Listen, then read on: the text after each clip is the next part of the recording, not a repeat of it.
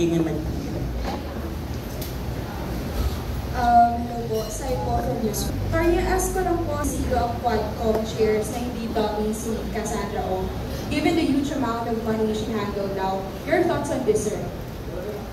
Uulitin ko, it is not for them to be convinced of anything. Their job is to legislate. Legislate, gumawa ng batas. Hindi mag-pronounce ng guilt or innocence. Okay. Kung hindi sila kumbinsido na hindi dami si Cassandra Leong, gagawa sila ng committee report, di ba? Papa-approve nila sa committee, di ba? Okay. Magpadalhan nila ang DOJ at Ombudsman ng recommendation. Nasa poder naman nila yun, nasa prerogative naman nila yun. Let a copy of this committee report be transmitted to the Department of Justice for the initiation and filing of appropriate charges based on our findings.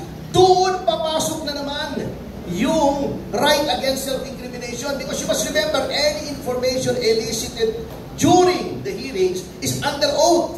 It will be used and can be used against the person making the pronouncement. Kaya nga may right against self-incrimination. Sana man lang maintindihan nila yon. Hindi naman po kailangan abogado para makaintindi doon. May legal staff naman sila. At siguro naman marunong silang bumasa, kahit konti, di ba? Basahin naman nila yung mga desisyon ng Korte Suprema.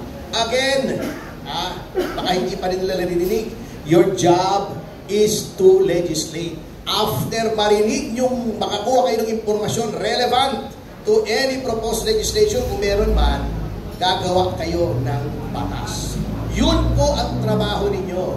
Leave the prosecution to the DOJ and kung may public official na involved, sa Ombudsman. So yun po. So it is not their job to be convinced or not. Baka nakakalimutan nila yun. Yan ang natatawa ko minsan sinasabi nila. We are not after her. We are after yung mga big fish. Gusto ko lang sabihin nakakahiya lang, no. You cannot be after anyone because it's not your job to go after anyone. Your job is to make laws.